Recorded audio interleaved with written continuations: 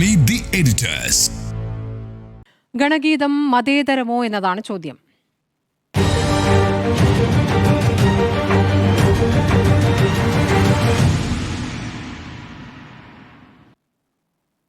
GB James, ഇന്നത്തേതിൻ്റെ അനുരണനങ്ങൾ ഇന്നുണ്ട് തുടരുകയായിരുന്നു. മന്ത്രിമാർ, കേന്ദ്രമന്ത്രിമാർ പ്രതികരിക്കുന്നു, സ്കൂളിലെ പ്രിൻസിപ്പൽ പ്രതികരിക്കുന്നു. മതേതരമാണോ ഗണഗീതം? ഗണഗീതം മതേതരമാണോ? ഒരു പാട്ടിൽ എന്തിരിക്കുന്നു? കുട്ടികളോട് എന്തിനാണ് ഇങ്ങനെ ചെയ്യുന്നത്? ഒരുപാട് ചോദ്യങ്ങൾ ഇപ്പോൾ തന്നെ വരുന്നുണ്ട് പല കോണുകളിൽ നിന്ന്. അതിൽ BJP നേതൃത്വത്തിൻ്റെ ഭാഗത്തു നിന്നുള്ള പ്രധാനപ്പെട്ട 2 ചോദ്യങ്ങൾ, കുട്ടികളോട് എന്തിനാണ് നിങ്ങളിങ്ങനെ പരുഷമായി പെരുമാറുന്നുള്ളതാണ്. ആ ചോദ്യം എനിക്കുമുണ്ട്. കുട്ടികളൊരു പാട്ട് പാടി, അത് ട്രെയിൻ യാത്രക്കിടയിലാണ്, അത് RSSൻ്റെ പാട്ടോ സിനിമാ പാട്ടോ എന്തോ ആയിക്കോട്ടെ, അങ്ങനെ ഒരു പാട്ടുണ്ട്, അതിനൊരു പ്രശ്നമില്ലെന്നുള്ളതാണ് എൻ്റെ അഭിപ്രായം. കുട്ടികൾ പാടട്ടെ. വിഷയം, ആ ഒരു പാട്ട് RSS അവരുടെ ശാഖകളിൽ പാടാറുള്ള ഒരു പാട്ടാണ്. ആ പാട്ട് RSSകാരൻ എഴുതിയതല്ല എന്നാണ് ഇപ്പോൾ മനസ്സിലാക്കുന്നത്. കാരണം ഈ RSSൻ്റെ ഗണഗീതം ഒരുപാട് പാട്ടുകളുടെ ഒരു കമ്പൈലേഷനാണ് ഗണഗീതങ്ങൾ. അതിൽ ആരാണ് എഴുതിയത് എന്നുള്ളത് ഒരിക്കലും രേഖപ്പെടുത്താറില്ല. അതൊക്കെ ഭാരത മാതാവിന് മുമ്പിൽ അർപ്പിക്കുന്ന പാട്ടുകളുണ്ട്, പേര് വേണ്ട എന്നുള്ളതാണ് പറയാറ്. അതുകൊണ്ട് നിങ്ങൾ തപ്പിപ്പോയാൽ ചിലപ്പോൾ കൃത്യമായിട്ട് ആരാണെന്ന് കിട്ടിയെന്ന് വരില്ല. ONV കുറുപ്പ് സാറിൻ്റെ പാട്ടും ഗണഗീതമായി RSS അവരുടെ ശാഖകളിൽ പാടാറുണ്ട്, അങ്ങനെ കേട്ടിട്ടുണ്ട്.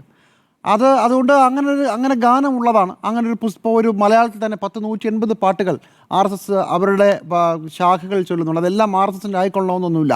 അതങ്ങനെ ചൊല്ലിക്കോട്ടെ. കുട്ടികൾ അങ്ങനെ ഒരു പാട്ട് പാടുന്നെങ്കിൽ അതും അവരുടെ സ്വാതന്ത്ര്യമാണ്. പക്ഷേ വിഷയം, ഇന്ത്യൻ റെയിൽവേ ഇതെടുത്ത് അവരുടെ ട്വിറ്ററിൽ ട്വീറ്റ് ചെയ്തപ്പോഴാണ് പ്രശ്നമായത്, പോസ്റ്റ് ചെയ്തപ്പോഴാണ് വിഷയമായത്.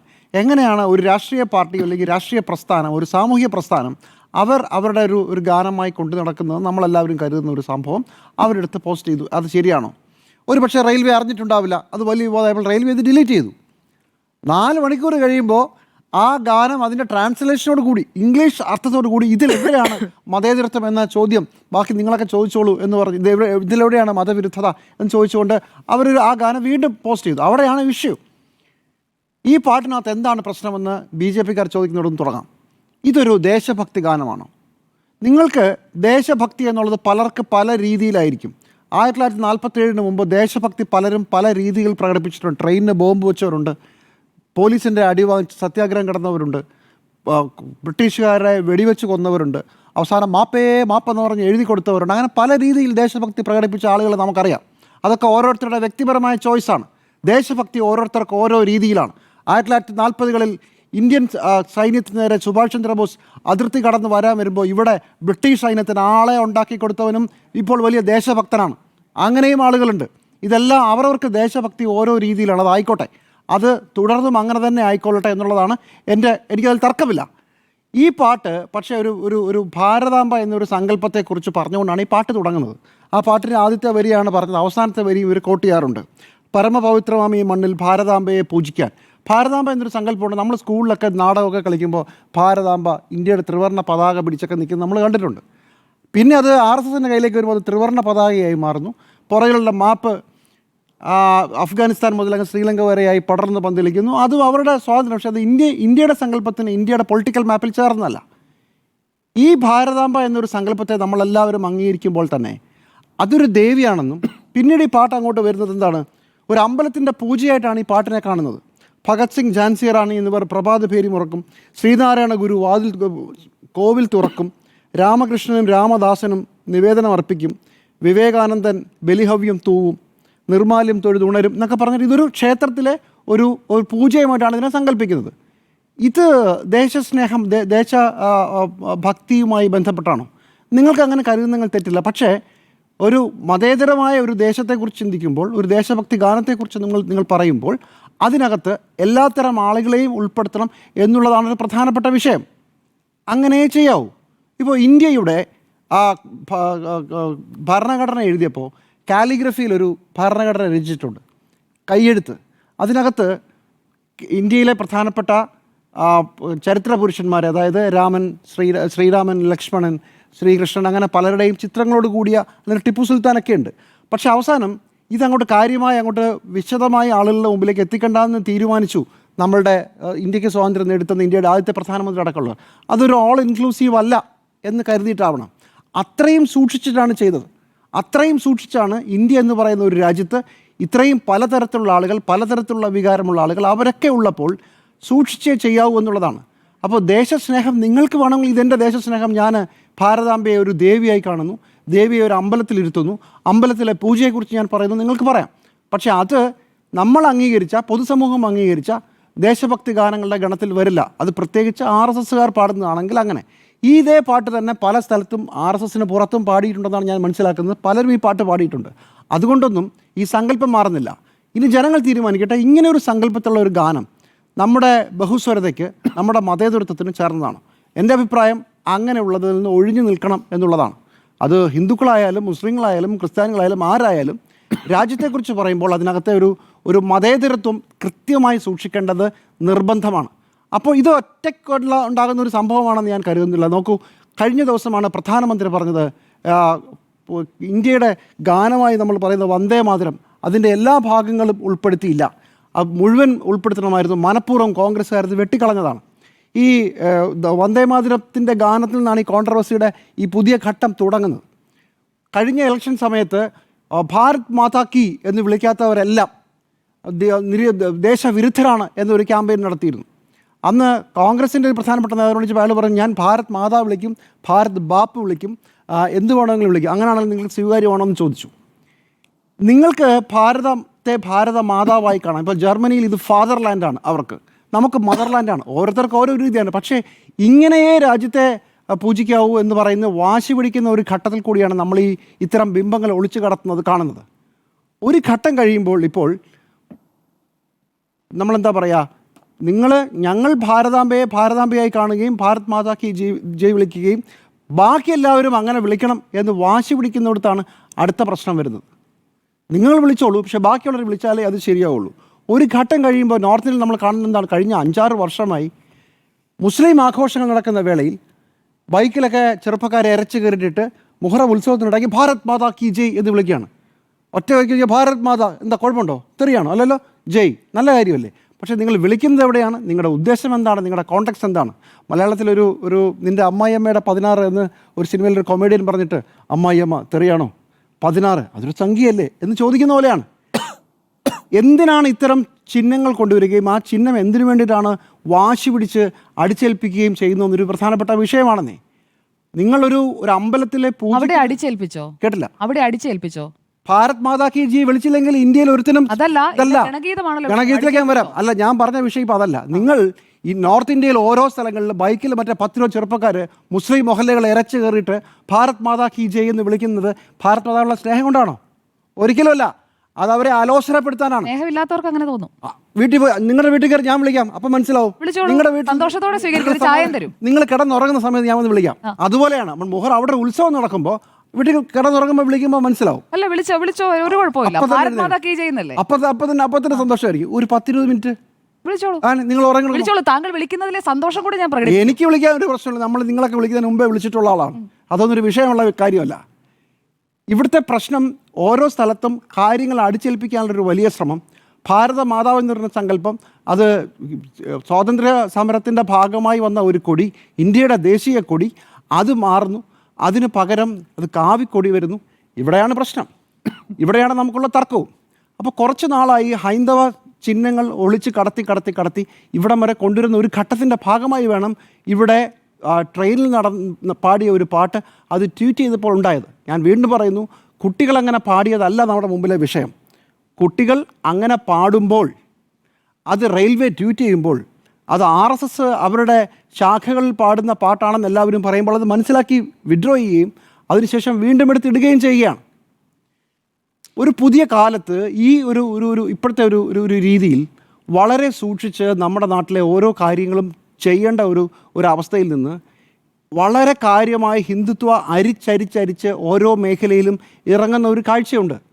ഇപ്പോൾ വേറൊരു കാര്യം കൂടെ, ഒരു വാദത്തിന് ഞാൻ പറയട്ടെ. കേരളത്തിലും ഇന്ത്യയിലും എത്രയോ കാലമായി നമ്മുടെ പ്രധാനപ്പെട്ട എന്തെങ്കിലുമൊക്കെ വലിയ പരിപാടികൾ നടക്കുമ്പോൾ, വലിയ ഉദ്ഘാടനം നടക്കുമ്പോൾ ഹൈന്ദവ പൂജകളാണ് നടക്കാറ്. ആരും ഇവിടെ ഒന്നും പറഞ്ഞിട്ടില്ല. എന്തേ ആരും ഒന്നും ചോദിച്ചില്ലല്ലോ, അതെന്താ അങ്ങനെ? അത് കുറേ കാലമായി നമ്മൾ അംഗീകരിച്ചു വരുന്ന ഒരു രീതിയാണ്. ഇത് ഒരു ഘട്ടം കഴിഞ്ഞാൽ അതേ പറ്റൂ, നിങ്ങൾ ഇങ്ങനെ തന്നെ ചെയ്യണം. ഇപ്പോൾ ഒരു മുസ്ലിം പാർട്ടി അവരൊരു പരിപാടി നടത്തുമ്പോൾ ദേശീയ പതാക വീശണം എന്നുള്ളത് നിർബന്ധമാണ്. ഇല്ലെങ്കിൽ അവർക്കെന്തോ വലിയ കുഴപ്പമാണെന്നാവും, അത് ഫോഴ്സ്ഡ് ആവുകയാണ്. കഴിഞ്ഞ ഒരു വർഷം മുമ്പല്ലേ ഇവർ പുതിയ ചിഹ്നങ്ങൾ ഭാരതമാതാവിൻ്റെ പുറത്ത് ഈ കാവിക്കൊടി പിടിപ്പിക്കുക മാത്രമല്ല, പുതിയ പാർലമെൻറ്റ് മന്ദിരം വന്നപ്പോൾ പാർലമെൻറ്റ് മന്ദിരത്തിൻ്റെ ഉദ്ഘാടനം വരുമ്പോൾ ഒരു കുന്തവും പിടിച്ചിട്ട് ഒരുത്തം മുമ്പേ പോവുകയാണ്. എന്നിട്ട് പറയാണ് ഇനി മുതൽ ഇതാണ് ഇന്ത്യയുടെ അധികാരത്തിൻ്റെ ചിഹ്നം.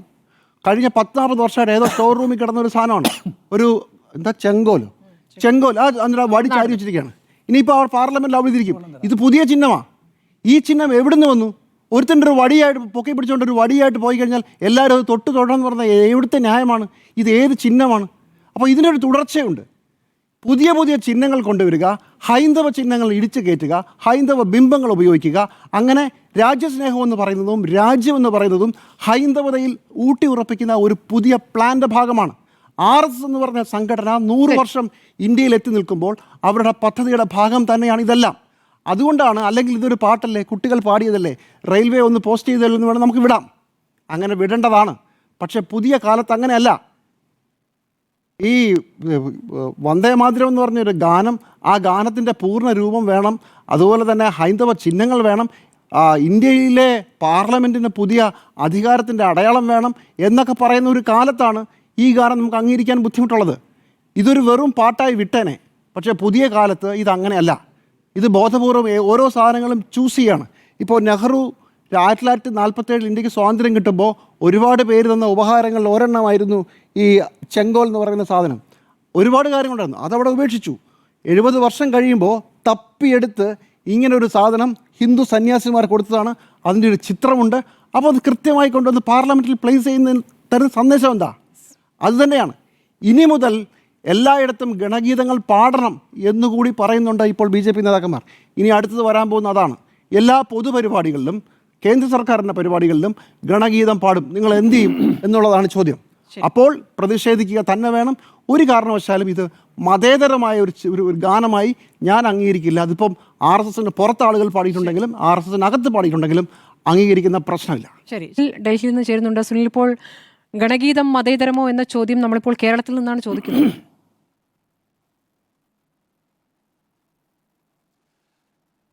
ഗണഗീതം മതേതരം അല്ലല്ലോ. ഗണഗീതം RSSൻ്റെ ഗണഗീതമാണ്. അതെങ്ങനെയാണ് മതേതരമാകുന്നത്? ഏതായാലും ഇതൊരു സ്റ്റേജ് പരിപാടിയായിരുന്നു എന്നാണ് എനിക്ക് പറയാനുള്ളത്. കാരണം ഇതൊരു സാധാരണ സ്വകാര്യ പരിപാടിയല്ല, RSSൻ്റെ പരിപാടിയല്ല, BJPയുടെ പരിപാടിയല്ല. ഇത് വന്ദേ ഭാരത് ട്രെയിനിൻ്റെ ഉദ്ഘാടന ചടങ്ങ്, അത് പ്രധാനമന്ത്രിയാണ് ഫ്ലാഗ് ഓഫ് ചെയ്യുന്നത്. ഒരു സർക്കാരിൻ്റെ ഔദ്യോഗിക പരിപാടിയാണ്. ആ ഔദ്യോഗിക പരിപാടിയിൽ കുറേ വിദ്യാർത്ഥികൾ പങ്കെടുക്കുന്നു. ആ വിദ്യാർത്ഥികൾ ഒരു പാട്ട് പാടുന്നു. ആ പാട്ട് ഏതുമാകാം, പക്ഷേ ഒരു പാട്ട് പാടുന്നു. അത് RSSൻ്റെ ഗണഗീതമാകുന്നു. അതിൻ്റെ വീഡിയോ ഇന്ത്യൻ റെയിൽവേയുടെ ഔദ്യോഗിക പേജിൽ വരുന്നു. ഇതൊരു ദേശഭക്തി ഗാനമാണ് എന്ന നിലയിലാണ് ആദ്യം പോസ്റ്റ് ചെയ്യുന്നത്. അപ്പോൾ ഇതൊക്കെ ഒരു സ്ക്രിപ്റ്റഡ് സാധനമാണ് എന്നുള്ള കാര്യത്തിൽ യാതൊരു സംശയമില്ല. കുട്ടികളെ കൊണ്ട് പാട്ട് പാടാൻ, ഈ പാട്ട് തന്നെ പാടാൻ ആവശ്യപ്പെടുന്നു. അതനുസരിച്ച് കുട്ടികൾ പാട്ട് പാടുന്നു. കുട്ടികൾ നിരപരാധികളാണ്. കാരണം അവരെ കൊണ്ട് പാട്ട് പാടാൻ ആവശ്യപ്പെട്ടു, അവർ പാടി, അത് വീഡിയോ എടുത്തു. ഇതിങ്ങനെ വിവാദമാക്കണം എന്ന് ചിലർ ആഗ്രഹിച്ചു. അത് വിവാദമായി ഇപ്പോൾ തുടരുന്നു. ഈ ഗണഗീതം എങ്ങനെയാണ് മതേതരമാകുന്നത്? RSSന് എന്ത് മതേതരത്വം? ഇന്ന് RSSൻ്റെ 100ാം വാർഷികത്തിൻ്റെ ഭാഗമായിട്ട് RSS മേധാവി മോഹൻ ഭാഗവത് ബാംഗ്ലൂരിൽ നടത്തിയ പ്രസംഗം നമ്മൾ കേട്ടില്ലേ? എന്താ പറഞ്ഞത്? ഇന്ത്യയിൽ അഹിന്ദുക്കളില്ല, നോൺ ഹിന്ദു എന്ന് പറയുന്നൊരു സംഭവം ഇന്ത്യയിൽ ഇല്ലെന്നാണ് മോഹൻ ഭാഗവത് പറയുന്നത്. എല്ലാവരും ഹിന്ദുക്കളാണെന്നാണ് മോഹൻ ഭാഗവത് അവകാശപ്പെടുന്നത്. ഇവിടെ മുസ്ലിങ്ങളില്ല, ക്രിസ്ത്യാനികളില്ല, ബുദ്ധരില്ല, ആരുമില്ല, എല്ലാവരും ഹിന്ദുക്കളാണ് എന്ന നിലയിലാണ് മോഹൻ ഭാഗവത്തിൻ്റെ പ്രസംഗം. അപ്പോൾ ഒരു ഹിന്ദുത്വ ഐഡിയോളജി എന്നത് ഉയർത്തിപ്പിടിക്കുന്ന, ഹിന്ദു തീവ്ര നിലപാട് ഉയർത്തിപ്പിടിക്കുന്ന RSSന് എന്ത് മതേതരത്വം? അപ്പോൾ ഇതാണ് RSSൻ്റെ ഒരു സമീപനം എന്നുള്ളത് നമുക്ക് എല്ലാവർക്കും അറിയാവുന്നതല്ല. എത്ര കാലമായി നമ്മളിത് കാണുന്നത്. 2014 നരേന്ദ്രമോദി അധികാരത്തിൽ വന്ന ശേഷം നമ്മൾ രാജ്യത്ത് കണ്ടിട്ടുള്ള നമ്മളെല്ലാവരും ദൃക്സാക്ഷികളായിട്ടുള്ള എത്ര സംഭവങ്ങൾ പശുവിൻ്റെ പേരിലായിരുന്നു. അന്ന് മനുഷ്യനെ പട്ടിയെപ്പോലെ അടിച്ചു കൊല്ലുകയാണ് തെരുവിലിട്ടിട്ട്. പശു മാംസം കയ്യിൽ കൊണ്ടുപോയി എന്ന് പറഞ്ഞ് മുഹമ്മദ് അഖ്ലാഖിനെ തല്ലിക്കൊല്ലുന്നു. ഗുജറാത്തിലെ ഉനയിലേക്ക് പോയാൽ ദളിതരായ യുവാക്കളെ വാഹനത്തിൽ കെട്ടിയിട്ട് അതിക്രൂരമായി മർദ്ദിക്കുന്നു. ജിത്തു സർവയ്യ എന്നായിരുന്നു ആ കുട്ടിയുടെ പേര്. ഞാൻ ആ കുട്ടിയുടെ ഗുജറാത്തിലെ ഉനയിലെ വീട്ടിലൊക്കെ പോയിട്ടുണ്ട്. അപ്പോൾ ഇതുപോലുള്ള അതിക്രമങ്ങളായിരുന്നു ആ ഒരു 5 വർഷക്കാലം നമ്മൾ കണ്ടത്. 2019 വീണ്ടും അധികാരത്തിൽ വന്നപ്പോൾ അയോധ്യയിൽ രാമക്ഷേത്രം നിർമ്മിക്കുന്നു. പിന്നീട് ഹിന്ദുത്വ ഐഡിയോളജി എന്ന് പറയുന്ന സംഗതി നടപ്പാക്കാനായിട്ട് എന്തും ചെയ്യുന്ന ഒരു സർക്കാർ സംവിധാനമായി നരേന്ദ്രമോദിയുടെ സർക്കാർ മാറുന്നു. 2024 വീണ്ടും അധികാരത്തിൽ വരുമ്പോൾ RSSന്റെ 100ാം വാർഷികമാണ്. പിന്നീട് RSS ഇന്ത്യയിലെ ഏറ്റവും മഹത്തായ സംഘടനയായി മാറുന്നു. RSSന് വേണ്ടി ഇതാ നാണയം പുറത്തിറക്കുന്നു. RSSന് വേണ്ടി വലിയ മഹത്തായ പ്രഖ്യാപനങ്ങൾ നടത്തുന്നു. RSSനെ ഉയർത്തിപ്പിടിച്ച് മുന്നോട്ട് പോകുന്ന ഒരു പ്രധാനമന്ത്രി. അങ്ങനെ RSS മയമാണ് എല്ലായിടത്തും. RSSന്റെ ഐഡിയോളജി മയമാണ്. RSSന്റെ ആശയമാണ് എല്ലായിടത്തും. വിദ്യാഭ്യാസ മേഖല ആയിക്കോട്ടെ, എവിടെ ഏത് പൊതുപരിപാടി ആയിക്കോട്ടെ, ഇപ്പോൾ RSS ആണ് പ്രധാനപ്പെട്ട ഒരു ശ്രദ്ധാകേന്ദ്രം. അങ്ങനെ RSSനെ ഉയർത്തിക്കൊണ്ടുവരികയാണ്. അതിൻ്റെ ഭാഗമായിട്ടുള്ള ഒരു വലിയ ശ്രമം തന്നെയാണ് ഈ വന്ദേ ഭാരത് ഉദ്ഘാടന ചടങ്ങിലും കണ്ടത്. അത് മറ്റൊന്നുമല്ല, കേരളത്തിൽ വലിയ രാഷ്ട്രീയ ലക്ഷ്യങ്ങളുണ്ട്. അപ്പോൾ കേരളത്തിൽ എല്ലാ മേഖലകളിലും, അത് വിദ്യാർത്ഥികളിലൂടെ മറ്റ് മേഖലകളിലൂടെ ഒക്കെ തന്നെ ഇത് പതുക്കെ പതുക്കെ പതുക്കെ പതുക്കെ ഇതിൻ്റെ ചിഹ്നങ്ങൾ നേരത്തെ ജിമ്മി പറഞ്ഞതുപോലെ തിരികെ കയറ്റുകയാണ്. അപ്പോൾ ഈ RSS മേധാവി മോഹൻ ഭാഗവത് പറഞ്ഞതും ഇതുമൊക്കെ നമ്മൾ ചേർത്ത് വെക്കണം. ഇതൊരു ഹിന്ദു രാഷ്ട്രമായി RSS പ്രഖ്യാപിക്കുകയാണ്. RSSന്റെ ആ പ്രഖ്യാപനത്തെ കേന്ദ്ര സർക്കാരും ഏറ്റെടുക്കുകയാണ്. കേന്ദ്ര സർക്കാരിലെ ഭരണഘടനാ സ്ഥാപനങ്ങളൊക്കെ തന്നെ ഇത് ഏറ്റെടുക്കണം. ഇന്ത്യൻ റെയിൽവേ ആണ് ഈ ഒരു വിദ്യാർത്ഥികൾ പാടിയ ഈ ഒരു ഗണഗീതം ഒരു ദേശഭക്തി ഗാനമാണ് എന്നൊക്കെ പറഞ്ഞുകൊണ്ട് പോസ്റ്റ് ചെയ്യുന്നത്. ഇത് എങ്ങനെയാണ് ദേശഭക്തി ഗാനമാകുന്നത്? മതേതര സങ്കല്പത്തിനെതിരാണ് RSS. നമുക്കറിയാലോ, ഭരണഘടനയുടെ ആമുഖത്തിലെ സെക്യുലർ ഡെമോക്രാറ്റിക് സെക്യുലർ എന്ന് പറയുന്ന ഭാഗം എടുത്തു കളയണം എന്നാവശ്യപ്പെടുന്ന ഒരു സംഘടനയാണ് RSSും. RSSന്റെ ഒപ്പം നിൽക്കുന്ന മറ്റ് ഹിന്ദു സംഘടനകളൊക്കെ തന്നെ ഈ ആവശ്യം ഉന്നയിക്കുന്നവരാണ്. അപ്പം സെക്യുലറിസം എന്ന് പറയുന്ന ഒരാശയത്തോട് ഒരിക്കലും യോജിക്കാത്ത സംഘടനയാണ് RSS. നേരത്തെ മൻമോഹൻ സിംഗ് സർക്കാരിൻ്റെ കാലത്ത് ഒരു കമ്മിറ്റി രൂപീകരിച്ചു. ഈ കമ്മിറ്റി എന്ന് പറയുന്നത് സ്വാതന്ത്ര്യത്തിന് ശേഷം ഉണ്ടായിട്ടുള്ള ജുഡീഷ്യൽ കമ്മീഷനുകളുടെ റിപ്പോർട്ടുകൾ അവലോകനം ചെയ്തൊരു റിപ്പോർട്ട് നൽകാൻ വേണ്ടിയിട്ടാണ് ഈ കമ്മിറ്റി രൂപീകരിച്ചത്. അന്ന് ആ കമ്മിറ്റി കൊടുത്തിട്ടുള്ള റിപ്പോർട്ടിൽ ഇന്ത്യയിൽ നടന്നിട്ടുള്ള കലാപങ്ങളെക്കുറിച്ചൊരു പ്രത്യേക റിപ്പോർട്ട് തന്നെ ആ കമ്മിറ്റി തയ്യാറാക്കി. ആ കലാപങ്ങളിലെല്ലാം, വർഗീയ കലാപങ്ങളിലെല്ലാം RSSന്റെ പങ്ക് ഓരോ കമ്മീഷനുകളും വളരെ കൃത്യമായി അക്കമിട്ട് നിരത്തിയിട്ടുള്ള വിവരങ്ങൾ ആ കമ്മീഷൻ റിപ്പോർട്ടിൽ, ആ കമ്മിറ്റിയുടെ റിപ്പോർട്ടിലുണ്ട്. ഹിന്ദു മിലിറ്റന്റ് ഗ്രൂപ്പ് എന്നാണ് RSSനെ ചില കമ്മീഷനുകൾ വിശേഷിപ്പിച്ചിട്ടുള്ളത്. അങ്ങനെയുള്ള റിപ്പോർട്ട് കേന്ദ്ര സർക്കാരിന് മുമ്പിലുണ്ട്. ആ സംഘടനയാണ് പിന്നീട് പ്രധാനമന്ത്രിയായി നരേന്ദ്രമോദി എത്തുമ്പോൾ ഇന്ത്യയിലെ ഏറ്റവും മഹത്തായ ഒരു സംഘടനയായി മാറുന്നത്. അപ്പോൾ ഇതൊക്കെയാണ് നമ്മൾ കാണുന്നത്. ഇത് എല്ലാ മേഖലകളിലും ഇത് നോക്കൂ. ഇപ്പോൾ ബീഹാറിൽ തെരഞ്ഞെടുപ്പ് നടക്കുകയാണല്ലോ. ബീഹാറിൽ ഏറ്റവും പ്രധാനപ്പെട്ട ചർച്ച എന്താ? ഓപ്പറേഷൻ സിന്ദൂർ. അവിടുത്തെ ജനങ്ങളുടെ പട്ടിണിയില്ല, അവിടുത്തെ കർഷകരുടെ പ്രശ്നങ്ങളില്ല, കഴിഞ്ഞ 20 വർഷം ഭരിച്ച നിതീഷ് കുമാർ സർക്കാരിൻ്റെ നേട്ടങ്ങളില്ല, ആ 20 വർഷം മുൻപ് ഭരിച്ച ലാലു പ്രസാദ് യാദവിൻ്റെ ജംഗിൾ രാജിനെ കുറിച്ച് അവർ സംസാരിക്കുന്നത് അവിടെ മുഴുവൻ. പ്രധാനമന്ത്രി നരേന്ദ്രമോദി എല്ലാ പ്രസംഗത്തിലും പറയുന്നത് ജംഗിൾ. അതുകൊണ്ട് ഈ ഒരു വർത്തമാനകാലത്തെ യാഥാർത്ഥ്യവുമായി ഒരു ബന്ധവുമില്ലാത്ത കാര്യങ്ങൾ ഉയർത്തിപ്പിടിച്ചുകൊണ്ട്, ജനങ്ങളെ തെറ്റിദ്ധരിപ്പിച്ചുകൊണ്ട്, പുതിയ തലമുറയിലെ ആളുകൾക്കിടയിലേക്ക് ഈ ഒരു വർഗീയ വിഷം ചെലുത്തിക്കൊണ്ട് എല്ലാ മേഖലയിലും നീങ്ങുന്ന ഒരു സാഹചര്യമാണ്. നോക്ക്, ഇവിടെ അയോധ്യയിൽ രാമക്ഷേത്രം നിർമ്മിച്ചു. അതിനുശേഷം മോഹൻ ഭാഗവത് പറഞ്ഞത് അറിയോ? ഇനി നമ്മൾ പോകുന്നത് മഥുരയിലേക്കും കാശിയിലേക്കുമാണ്. അത് രണ്ടും ഞങ്ങളുടെ അവകാശമാണ്. അത് കിട്ടിയ ഇനി ഞങ്ങൾക്ക് വേറെ പ്രശ്നങ്ങളൊന്നുമില്ല. കഴിഞ്ഞ ഒരു 2-3 ആഴ്ചയുമാണ് മോഹൻ ഭാഗവത് പറഞ്ഞത്. അപ്പോൾ അടുത്ത ലക്ഷ്യമായി അയോധ്യയിൽ രാമക്ഷേത്രം നിർമ്മിക്കാനായി ചെലവിട്ട കോടിക്കണക്കിന് രൂപയുണ്ടെങ്കിൽ ഈ നാട്ടിൽ എത്ര മനുഷ്യന്റെ പ്രതിസന്ധി പരിഹരിക്കാമായിരുന്നു, എത്ര പേർക്ക് തൊഴിൽ കൊടുക്കാമായിരുന്നു, എത്ര പേരുടെ ദാരിദ്ര്യം അകറ്റാമായിരുന്നു, വീടില്ലാതെ തെരുവ് കിടക്കുന്ന എത്ര പേർക്ക് വീട് നിർമ്മിച്ചു കൊടുക്കാമായിരുന്നു. ഇനി അടുത്ത ലക്ഷ്യമായിട്ട് ഈ മധുരയിലും കാശിയിലുമൊക്കെ പോകുമ്പോൾ ചെലവാക്കുന്ന കോടിക്കണക്കിന് രൂപയുണ്ടല്ലോ. ഈ അമ്പലം പണിയിലും അതുപോലുള്ള ഇത്തരത്തിൽ ഈ മറ്റേ ഹിന്ദു വിശ്വാസം ഉയർത്തിപ്പിടിച്ച്, ഹിന്ദു വർഗീയത ഉയർത്തിപ്പിടിച്ചുള്ള രാഷ്ട്രീയമല്ലാതെ കഴിഞ്ഞ 11 വർഷം ഇന്ത്യ എന്താണ് കണ്ടിട്ടുള്ളത്? ഇത് മാത്രമേ ഉള്ളൂ ഇവിടുത്തെ തെരഞ്ഞെടുപ്പ് രാഷ്ട്രീയം.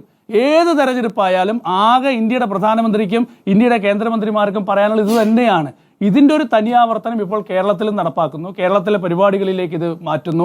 തന്ത്രപരമായി ഇത്തരം പരിപാടികളിലൊക്കെ തന്നെ RSSന്റെ ഗണഗീതവും RSSന്റെ ആശയങ്ങളും ഒക്കെ തന്നെ വലിച്ചിഴച്ച് കൊണ്ടുവന്നുകൊണ്ട് അതിനെ വലിയൊരു സംഭവമായി, വലിയൊരു ബിംബമായി ഉയർത്തി കാണിക്കുന്നു. അതിന് പാവപ്പെട്ട, ഇതൊന്നും അറിയാത്ത, ഇതിൻ്റെ ഒരു രാഷ്ട്രീയം അറിയാത്ത, ഇതിൻ്റെ പിന്നിലുള്ള ഒരു ചതി അറിയാത്ത വിദ്യാർത്ഥികളെയൊക്കെ തന്നെ ഇരയാക്കുന്നു. ഇതാണ് നമ്മൾ കണ്ടുകൊണ്ടിരിക്കുന്നത്.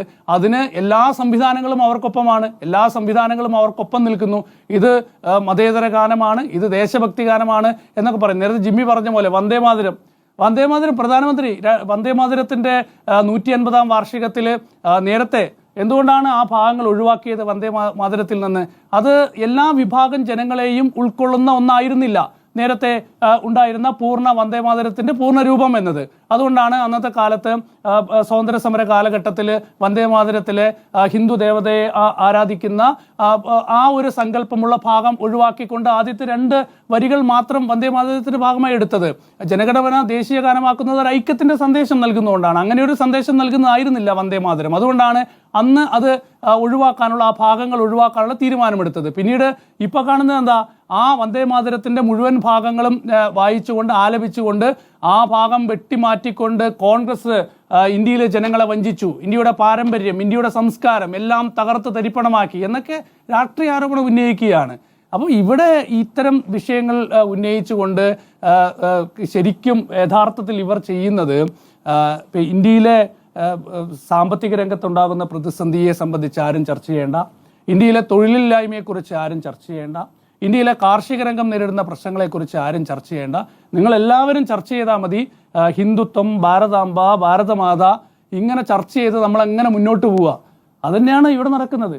അതാണ് ഇവിടുത്തെ ഒരു യാഥാർത്ഥ്യം. അപ്പോൾ അതിനു വേണ്ടിയിട്ടുള്ള ശ്രമങ്ങളാണ്. ഇപ്പോൾ പാഠ്യപദ്ധതി എടുത്ത് നോക്കിയാൽ തന്നെ NCERTയുടെ ഈ ഗൈഡ് ലൈൻ ഇപ്പോൾ വന്നിട്ടുള്ള പോളിസി അനുസരിച്ച് നമ്മളൊക്കെ തന്നെ ഒരുപാട് തവണ ചർച്ച ചെയ്തതാണ്.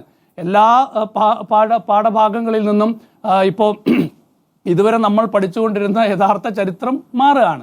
ഇനിയിപ്പം കുട്ടികളൊക്കെ തന്നെ പഠിക്കാൻ പോകുന്നത് ഗാന്ധിജി എങ്ങനെയോ മരിച്ചു എന്നായിരിക്കും. ഗാന്ധിജിയെ ഗോഡ്സെ കൊന്നൊന്നുമല്ല, ഗാന്ധിജി എങ്ങനെയോ മരിച്ചു, അതുപോലെ ആയിരിക്കും പഠിക്കുക. അതുപോലെ ഈ മുഗൾ കാലഘട്ടത്തിൻ്റെ ചരിത്രമൊന്നും ഇനി വരുന്നില്ല.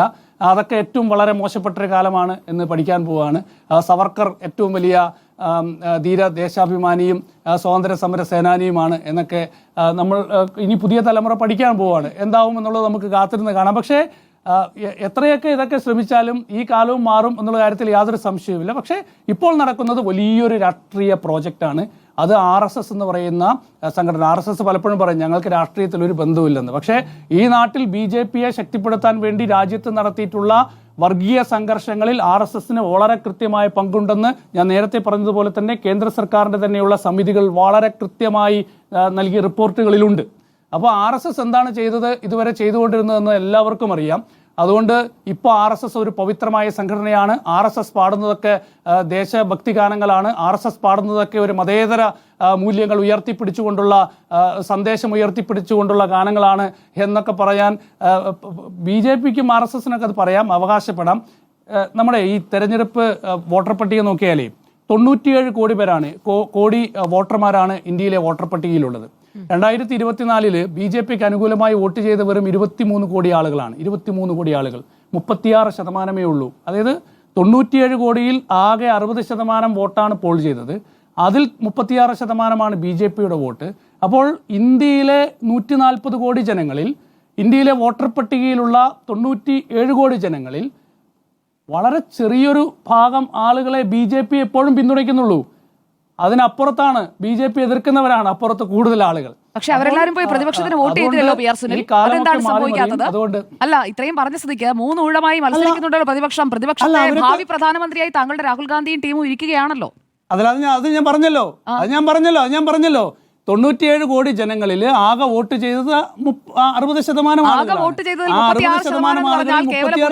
ആളുകളെ BJPക്ക് വോട്ട് ചെയ്തിട്ടുള്ളൂ. 36% വോട്ട്. താങ്കൾ എത്ര ഇരുന്ന് 36% വോട്ട്. പിന്നെ ഇന്ത്യ ഭരിക്കുന്ന എങ്ങനെയാ?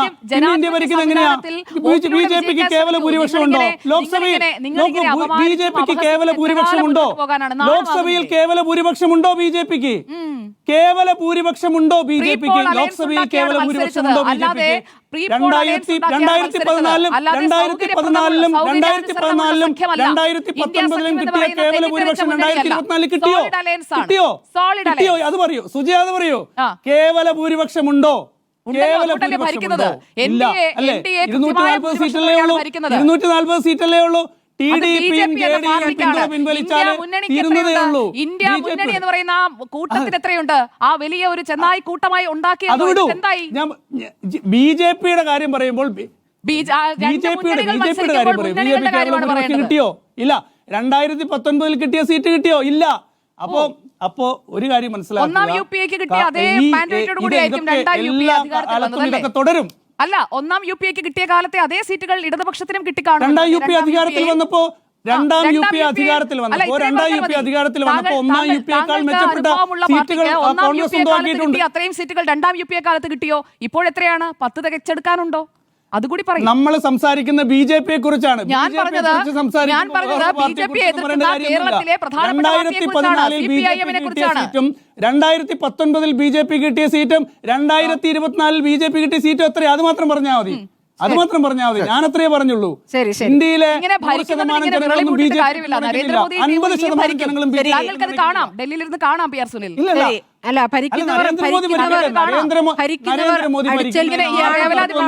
നരേന്ദ്രമോദി ഇന്ത്യ ഭരിക്കുന്ന നരേന്ദ്രമോദി ഇന്ത്യ ഭരിക്കുന്നതിൽ ആർക്കും തർക്കം. പക്ഷേ ഈ നാട്ടിൽ നരേന്ദ്രമോദി ഇന്ത്യ ഭരിക്കുന്നതിൽ ആർക്കും തർക്കമില്ല. പക്ഷേ മതപരമായും ഭിന്നിക്കുന്ന രാഷ്ട്രീയത്തോടാണ് വിയോജിപ്പ്. ശരി, അത്രേ ഉള്ളൂ. ആ വിഷയത്തിലെ അവിടെ ഞങ്ങൾ മതേതരമെന്ന് പറയാൻ പറ്റില്ല. സുജയ, ഗണഗീതം മതേതരമാണോ?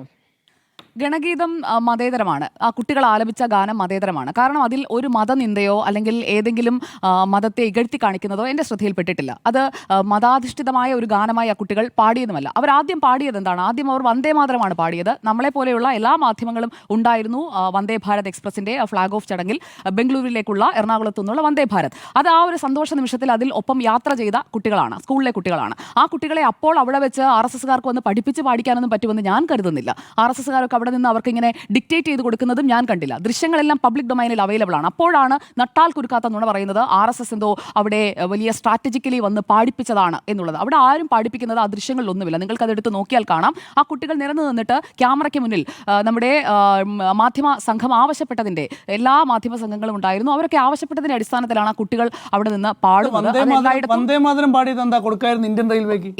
ഇന്ത്യൻ റെയിൽവേയുടെ ചോയ്സ് അല്ലേ പി ആർ സുനിൽ? ഇന്ത്യൻ റെയിൽവേയുടെ ചോയ്സ് അല്ലേ? ഇന്ത്യൻ റെയിൽവേയുടെ എക്സ് ഹാൻഡിൽ ചെയ്യുന്നത് പാർവതി അല്ല. ഞാനൊന്ന് പറഞ്ഞോട്ടെ പി ആർ സുനിൽ, താങ്കൾ എന്തിനാണ് ഇത്രയ്ക്ക് അസഹിഷ്ണുനാവുന്നത്? ഇന്ത്യൻ റെയിൽവേയുടെ ചോയ്സ് ആണ്. ഇന്ത്യൻ റെയിൽവേയുടെ ചോയ്സ് ആണ്.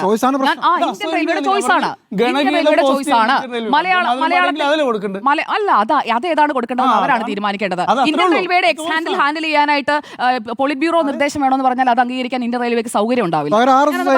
ഞാനൊന്ന് പറയട്ടെ ഇന്ത്യൻ റെയിൽവേയുടെ അതിപ്പോൾ എല്ലായിടത്തും എല്ലായിടത്തും RSSകാരുണ്ട്. രാജ്യം മുഴുവൻ അല്ല, അതിനി നിങ്ങൾ എത്ര ഇല്ലെന്ന് പറഞ്ഞാലും രാജ്യം മുഴുവൻ RSSകാരുണ്ട്. RSS ഇനിയും വളർന്ന് പന്തലിക്കുക തന്നെ ചെയ്യും. താഴേക്കല്ല, മുകളിലേക്ക് തന്നെയാണ് പോക്ക്. 100 വർഷം പൂർത്തിയാക്കി അതിന്റെ ചടങ്ങിലാണ് മോഹൻ ഭാഗവത് ഇന്ന് സംസാരിച്ചത്. മോഹൻ ഭാഗവത് സംസാരിച്ചതിനെ കുറിച്ചുള്ള താങ്കളുടെ വിമർശനത്തിനുള്ള മറുപടി ഞാൻ പറയാം. പക്ഷേ ഇവിടെ ഈ ഗണഗീതം ആലോചിച്ചപ്പോൾ വിദ്യാഭ്യാസ മന്ത്രി നടപടിയെടുത്തുകളെയും തോക്കെടുക്കൂ, വെടിവെക്കട്ടെ എന്നൊക്കെ പറഞ്ഞുള്ള ഒരു ഭീഷണിപ്പെടുത്തൽ കണ്ടു. അതിനുശേഷം അന്വേഷിക്കാനായി പൊതുവിദ്യാഭ്യാസ ഡയറക്ടർക്ക് നിർദ്ദേശം നൽകുകയും ചെയ്തു. PMCയിലെ കത്തെന്തായി? PMCയിലെ കത്തെന്താണ് കൊടുക്കാത്തത്? CPIക്ക് കത്ത് കൊടുക്കുമെന്ന് പറഞ്ഞിട്ട് ഇതുവരെ കത്ത് കൊടുത്തില്ലല്ലോ. കഴിഞ്ഞ 16-ാം തീയതി തയ്യാറാക്കിയ MOU ആണ്. ഇന്ന് തീയതി എത്രയായി? ഇന്ന് നവംബർ മാസം 9-ാം തീയതിയായി. നവംബർ 16 ആകുമ്പോഴേക്കും 30 ദിവസം എന്ന് പറയുന്ന ടൈം ഫ്രെയിമും തീരും. ആ കത്തെവിടെ? കത്തില്ലാതെ ഡൽഹിക്ക് പോയിട്ടുണ്ടല്ലോ വിദ്യാഭ്യാസ മന്ത്രി. ഇവിടെ നടപടിയെടുക്കുമെന്ന് പറയുന്ന വിദ്യാഭ്യാസ മന്ത്രി V ശിവൻകുട്ടി ഡൽഹിയിൽ നാളെ കേന്ദ്ര വിദ്യാഭ്യാസ മന്ത്രിയെ കാണാനായി. പി ആർ സുനിൽ ഡൽഹിയിലാണല്ലോ ഇരിക്കുന്നത്. ഡൽഹിയിൽ നിന്ന് ആണല്ലോ ഇപ്പോൾ ഹോളോഗ്രാം സാങ്കേതിക വിദ്യയിലൂടെ നമുക്കൊപ്പം ഇരിക്കുന്നത്. അപ്പോൾ ഡൽഹിയിലാണ് ഈ പറഞ്ഞ വിദ്യാഭ്യാസ മന്ത്രി ഇരിക്കുന്നത്. ഈ വിദ്യാഭ്യാസ മന്ത്രി, ഞാൻ പറയട്ടെ പി ആർ സുനിൽ, ഈ പറഞ്ഞ വിദ്യാഭ്യാസ മന്ത്രി, അതായത് നടപടിയെടുക്കും, ഗണഗീതം ഇന്ത്യൻ റെയിൽവേയുടെ Vande Bharat service flag off ചെയ്ത ചടങ്ങിൽ എളമക്കര സ്കൂളിലെ കുട്ടികൾ പാടിയതിന് നടപടിയെടുക്കണം, ആ നടപടിയെടുക്കും എന്നൊക്കെ പറഞ്ഞ് തിട്ടൂരമിറക്കിയ വിദ്യാഭ്യാസ മന്ത്രി നാളെ കേന്ദ്ര വിദ്യാഭ്യാസ മന്ത്രിയെ കാണുന്നതിനായി ഡൽഹിയിലിരിക്കുകയാണ്. ചോദിച്ചു നോക്കാമല്ലോ എന്താണ് എടുക്കാൻ പോകുന്ന നടപടിയെന്ന് അന്വേഷിക്കാൻ പൊതുവിദ്യാഭ്യാസ ഡയറക്ടറോട് നിർദ്ദേശിച്ചു. അതുപോലെ തന്നെയാണ് സബ് കമ്മിറ്റി രൂപീകരിച്ച് കത്ത് തയ്യാറാക്കാനായി ഏൽപ്പിച്ചു. ഇതുവരെ കത്ത് തയ്യാറായില്ല.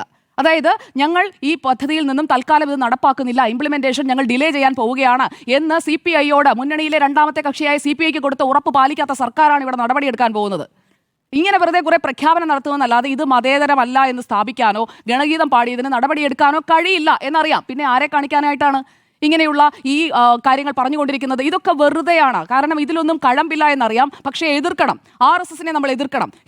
ഹിന്ദു എന്ന് പറഞ്ഞു കഴിഞ്ഞാൽ, അല്ലെങ്കിൽ ഹിന്ദു എന്ന വിശ്വാസം ഉയർത്തി കാണിക്കുന്ന ഒരു വാചകം പറഞ്ഞാൽ എതിർക്കണം. ഇതൊക്കെ എന്ന് പറയുന്നത് ആളുകളെ പറ്റിക്കുന്നതിന് വേണ്ടിയിട്ടുള്ള, കബളിപ്പിക്കുന്നതിന് വേണ്ടിയിട്ടുള്ള നീക്കമാണ്. ഇവിടെ വിദ്യാഭ്യാസ മന്ത്രി സ്കൂളിനെതിരെ നടപടി ഉണ്ടാകുമെന്ന് പറഞ്ഞു കഴിഞ്ഞാൽ ഭയപ്പെടില്ല, കുട്ടികൾക്ക് ബുദ്ധിമുട്ടുണ്ടായാൽ നിയമപരമായി തന്നെ നേരിടും എന്ന് പറഞ്ഞിട്ടുണ്ട് എളമക്കര സരസ്വതി വിദ്യാനികേതന്റെ പ്രിൻസിപ്പൽ ഡിൻഡോ. അത് ആർജവത്തോടെയുള്ള നിലപാടാണ്. ആ സ്കൂളിൽ ആ പാടിയ കുട്ടികളുടെ രക്ഷിതാക്കൾ വന്ന് പറഞ്ഞിട്ടുണ്ട് പറഞ്ഞിട്ടുണ്ട്. നമ്മുടെ ചാനൽ തന്നെ സ്മൃതി മാഡം ഇന്ന് ബ്രേക്കിംഗ് അവേഴ്സ് അവതരിപ്പിക്കുമ്പോഴാണ് അതിനിടയിലാണ് ഞാൻ ആ പ്രതികരണം കണ്ടത്. ആ പ്രതികരണം വന്നല്ലോ, പ്രിൻസിപ്പലിന്റെ പ്രതികരണം എല്ലാ മാധ്യമങ്ങളും ടെലികാസ്റ്റ് ചെയ്തു. അങ്ങനെ നടപടി ഉണ്ടാകുമെന്ന് പറഞ്ഞ് പേടിച്ച് പിന്മാറേണ്ട ഒരു തെറ്റും ചെയ്തിട്ടില്ല എന്ന് പൂർണ്ണ ബോധ്യമുള്ളത് കൊണ്ടാണ് ആ സ്കൂളിലെ പ്രധാന അധ്യാപകൻ ഇന്ന് ആ നിലപാടെടുത്തിരിക്കുന്നത്. അതായത് അദ്ദേഹം തന്നെയാണ് പറഞ്ഞത്, അദ്ദേഹത്തിന്റെ സൗണ്ട് ബൈറ്റ് ആണ്, അദ്ദേഹത്തിന്റെ പ്രതികരണമാണ് ഞാൻ കോട്ട് ചെയ്തത്. ഒരു മീഡിയയുടെ ആവശ്യപ്രകാരമാണ് കുട്ടികൾ പാടിയത്.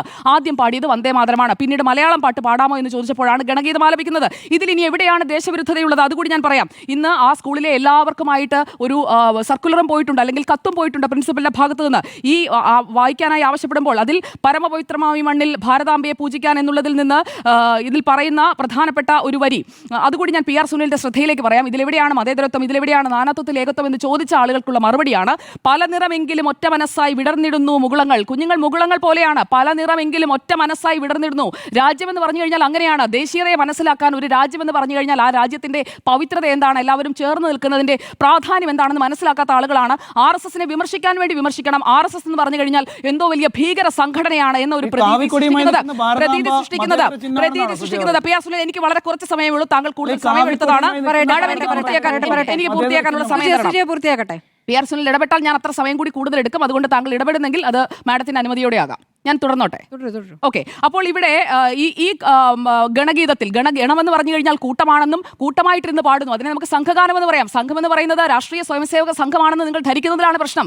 RSS പാടുന്നത് സംഘമായി മറ്റൊരാൾക്ക് അല്ലെങ്കിൽ മറ്റൊരു ടീമിന് പാടുന്നതിന് എന്താണ് കുഴപ്പം? നമ്മൾ ഈ സ്കൂൾ തലം മുതൽ ദേശഭക്തിഗാന മത്സരങ്ങൾക്ക് പങ്കെടുക്കുമ്പോൾ അത് ആ സ്കൂളാണ് തീരുമാനിക്കുന്നത്, ആ സ്കൂളിനെ റെപ്രസെന്റ് ചെയ്യുന്ന കുട്ടികൾ ഏത് പാടണമെന്ന്. ഇവിടെ എളവക്കരയിലെ ആ സ്കൂളിലെ വിദ്യാർത്ഥികൾക്കും കുഴപ്പമില്ല, വിദ്യാർത്ഥികളുടെ രക്ഷിതാക്കൾക്കും കുഴപ്പമില്ല, സ്കൂൾ മാനേജ്മെന്റിനും പ്രിൻസിപ്പലിനും അടക്കം ഒരു കുഴപ്പവുമില്ല. പിന്നെ പുറത്തു നിന്ന് CPIM പൊളിറ്റ് ബ്യൂറോ കുഴപ്പമുണ്ടാക്കിയാൽ എന്ത് കുഴപ്പമാകാനാണ്? ഒരു കുഴപ്പവും ഉണ്ടാകാൻ പോകുന്നില്ല. കാരണം ആ സ്കൂളിൽ RSSകാർ പോയി ഇത് പാടൂ എന്ന് പറഞ്ഞ കുട്ടികളെ അവിടെ കൊണ്ടുവന്ന് പ്രോംപ്റ്റ് ചെയ്ത് പാടിപ്പിച്ചതാണെങ്കിൽ, ഇന്ത്യൻ റെയിൽവേ ആവശ്യപ്പെട്ടതാണെങ്കിൽ, അങ്ങനെയാണെങ്കിൽ അത് തെറ്റാണെന്ന് പറയാം. അങ്ങനെയാണെങ്കിൽ ഞാനും അതിനെ സപ്പോർട്ട് ചെയ്യില്ല. പക്ഷേ ആ കുട്ടികൾ വോളണ്ടറിലി പാടിയതാണ്. ആ ദൃശ്യങ്ങൾ അവൈലബിൾ ആണ്, ലൈവായി തന്നെയാണ് ആ കുട്ടികൾ പാടിയത്.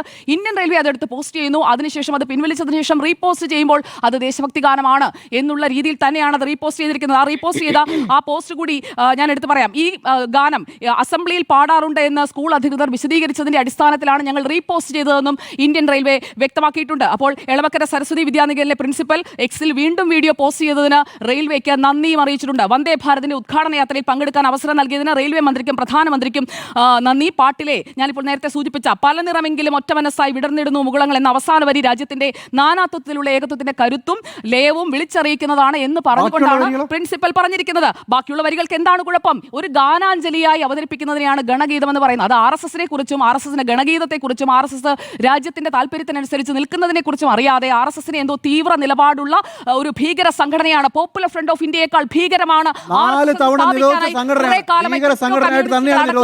ഒരു മാധ്യമ സംസ്കാരം ആ രീതിയിൽ ഞാൻ പറയട്ടെ,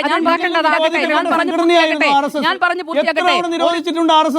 RSSനെ 3 വട്ടം നിരോധിച്ചിട്ടുണ്ട്. അതിനുശേഷം RSS തിരികെ വന്നിട്ടുമുണ്ട്. ഇന്നിപ്പോൾ RSS 100ാം വാർഷികം ആഘോഷിച്ചിട്ടുമുണ്ട്. ബംഗളൂരുവിൽ RSSന്റെ 100ാം വാർഷികത്തിന്റെ പരിപാടിയിൽ ഇന്ന് സർസംഘചാലകനോട് ചോദ്യങ്ങൾ വന്നിട്ടുമുണ്ട്. അദ്ദേഹം ഇന്ന് കൊടുത്തിരിക്കുന്ന മറുപടി PR സുനിൽ പകുതിയാണല്ലോ റിപ്പോർട്ട് ചെയ്തത്. ബാക്കി ഞാൻ പറയാം. We do not support any political party എന്നാണ് RSSന്റെ സർസംഘചാലക മോഹൻ ഭാഗവത് പറഞ്ഞത്. We do not participate in election politics. Sangh works to unite society and policy is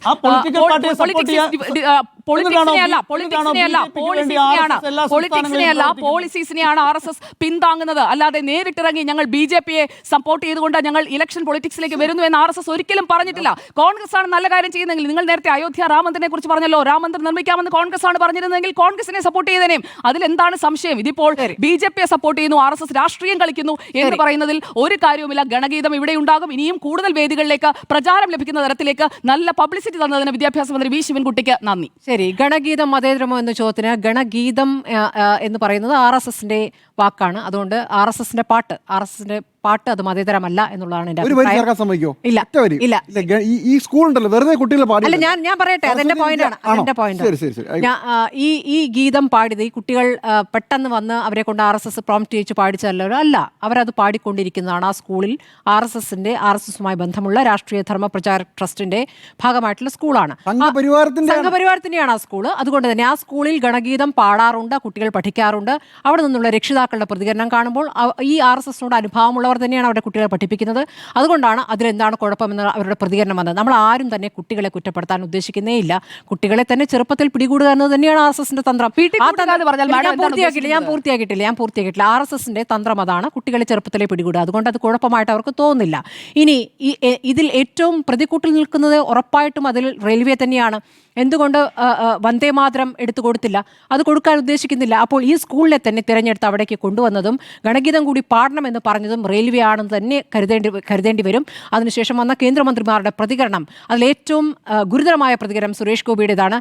ഒരു തീവ്രവാദ ഗാനമല്ലല്ലോ എന്ന് പറയും. തീവ്രവാദമായ ഒരു ഗാനമുണ്ടോ? തീവ്രഗാനം എന്താ? തീവ്രവാദികൾക്ക് പ്രത്യേക പാട്ടുണ്ട്. അപ്പോൾ തീവ്രവാദികൾ ആരാണ്?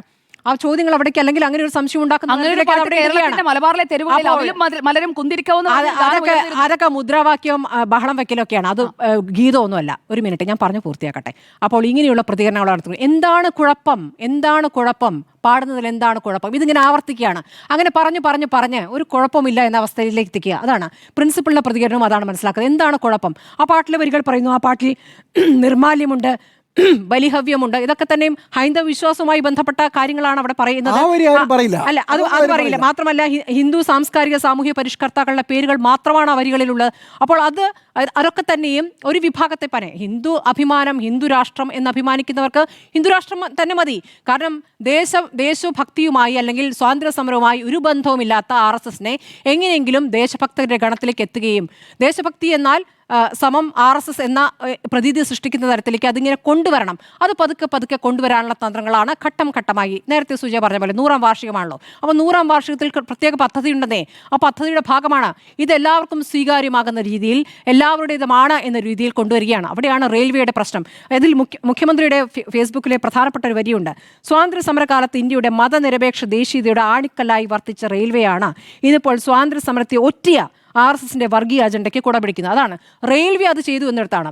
റെയിൽവേക്ക് സ്വാതന്ത്ര്യ സമരവുമായുള്ള ബന്ധം, ഗാന്ധിജിയുടെ ട്രെയിൻ യാത്രകൾ, ഇതൊക്കെ നമ്മൾ എത്രത്തോളം ചരിത്രത്തിൽ പഠിച്ചിട്ടുള്ളതാണ്. അപ്പോൾ ആ റെയിൽവേയാണ് ഇപ്പോൾ ഈ ദേശവിരുദ്ധ സംഘടനയുടെ, അല്ലെങ്കിൽ ദേശവിരുദ്ധമാണെന്ന് നമ്മൾക്ക് മനസ്സിലാക്കാനാവുന്ന സംഘടനയുടെ ദേശവിരുദ്ധമെന്ന് എങ്ങനെ പറയാൻ കഴിയും? ദേശവിരുദ്ധം നിങ്ങളുടെ നിലപാടിലുള്ള ദേശം എന്നുള്ളത് വേറെയാണ്. ആ ദേശം മുഴുവൻ ഹിന്ദുക്കളാൽ നിറഞ്ഞാണ്. ദേശമായിരിക്കും. എന്റേത് അങ്ങനെയല്ല. എന്റേത് ഇന്ത്യയാണ്. മതനിരപേക്ഷ ഇന്ത്യ എന്ന് വെച്ചാൽ എല്ലാവരും ചേർന്നാണ്. ഒരു ജമാഅത്തെ ഇസ്ലാമി എന്നൂടെ പറഞ്ഞാൽ, ഇത് എന്റെ വാദം പൂർത്തിയായിട്ടില്ല. ഗണഗീതം എന്ന് പറയുന്നത് RSSന്റേതാണ്, RSSന്റെ പാട്ടാണ്. അവിടെ RSSന്റെ ആശയങ്ങളാണ്. ഹിന്ദു രാഷ്ട്രം എന്ന ആശയവുമായി മുന്നോട്ട് പോകുന്ന, ഹിന്ദു രാഷ്ട്രം എന്ന രാഷ്ട്രീയ നിലപാടുമായി മുന്നോട്ട് പോകുന്ന സംഘടനയാണ്. ശരിയാണ്, രാഷ്ട്രീയത്തിൽ നേരിട്ട് പ്രവർത്തിക്കുന്നില്ല. സുജയ പറഞ്ഞത് ശരിയാണ്. രാഷ്ട്രീയത്തിലേക്ക് പ്രവർത്തിക്കാൻ ആളുകൾ വിടുകയല്ലേ ചെയ്യുന്നുള്ളൂ, അവർ നേരിട്ട് പ്രവർത്തിക്കുന്നില്ല. അപ്പോൾ ഇവർ ഈ ആയുധ പരിശീലനം നടത്തുന്നിടത്ത് പോലും പാടുന്ന പാട്ടാണ് ഈ പാട്ട്. അപ്പോൾ ഈ പാട്ട് സ്കൂളിൽ പാടുമ്പോൾ എന്താണ് കുഴപ്പമെന്ന് ആ പ്രിൻസിപ്പൽ ചോദിച്ചതും നിഷ്കളങ്കമായല്ല. കാരണം അവർക്ക് അതവിടെ നടപ്പാക്കാൻ അവരെ നിർദ്ദേശിച്ചിട്ടുള്ളതാണ്. അത് അവിടെ നടപ്പാക്കുന്നു. കുട്ടികൾ അതറിയാതെ പാടുന്നു. കുട്ടികൾ ഇവിടെ ആരും കുറ്റപ്പെടുത്തിയിട്ടില്ല. കുട്ടികൾക്കെതിരെ വലിയ രീതിയിൽ ആക്രമണം എന്ന രീതിയിൽ വ്യാഖ്യാനിച്ച് അതിനെ വേറെ രൂപത്തിൽ കൊണ്ടുവരികയാണ്. ഇനി ഇതിനെ ഇപ്പോൾ വലിയ ഗുരുതരമായ പ്രശ്നമാക്കി, ഞാനത് ഉത്തരവിട്ടിരിക്കുന്നു, അന്വേഷിച്ച് ഉടനെ നടപടിയെടുക്കുമെന്നൊന്നും വിദ്യാഭ്യാസ മന്ത്രി പറയാതിരിക്കുകയാണ് നല്ലത്. ഇത് വലുതാക്കാതിരിക്കുകയാണ് നല്ലത്. വിദ്യാഭ്യാസ മന്ത്രി അത് പറയുകയും അങ്ങനെയൊന്നും ചെയ്യാൻ പറ്റാത്ത സാഹചര്യം ഉണ്ടാകുകയും ചെയ്യും. കാരണം ഗണഗീതം ഇപ്പോൾ പഠിപ്പിച്ചവർ പാടിയതല്ല, അവിടെ പഠിക്കൊണ്ടേയിരിക്കുന്നുണ്ട്.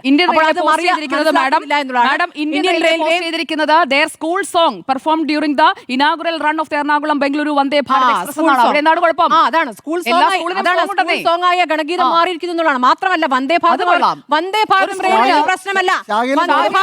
അതെ, അതാണ് വന്ദേ ഭാരതം. വന്ദേ ഭാരതം എക്സിൽ പോസ്റ്റ് ചെയ്യാൻ റെയിൽവേക്ക് തോന്നിയില്ല. റെയിൽവേക്ക് ഈ ഗണഗീതം തന്നെ പോകണമെന്നുണ്ട്. സ്കൂൾ സോങ് ആണ്. എന്താണ് കുഴപ്പം ഇന്ന് ആവർത്തിക്കും. എന്താണ് കുഴപ്പം എന്ന രൂപത്തിലേക്ക് ഇത് കൊണ്ടുവരും. മാഡം, ഒറ്റ ക്വസ്റ്റ്യനേ ഉള്ളൂ. നിങ്ങൾ പഠിക്കുന്ന സ്കൂളിൽ എല്ലാവരും പഠിക്കണമെന്ന് നിങ്ങൾ വാശി പിടിക്കരുത്. മനസ്സിലായില്ല.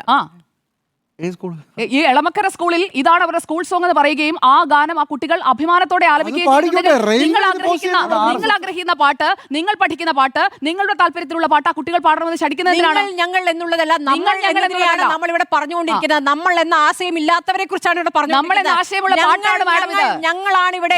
നമ്മൾ എന്ന ആശയമുള്ള പാട്ടാണിത്. നിങ്ങൾക്ക് പോകാം പറയുന്നവരെ കുറിച്ചാണ്.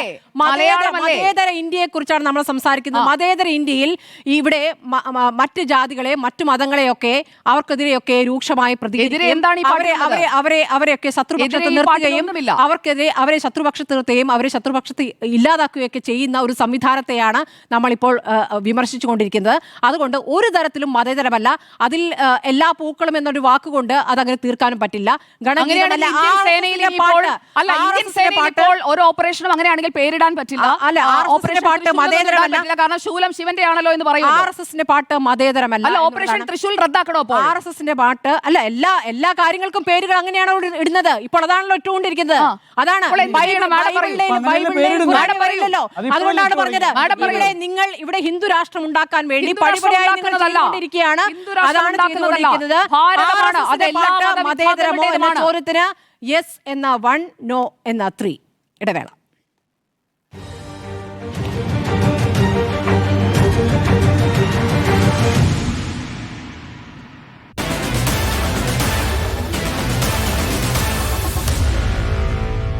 Meet the editors.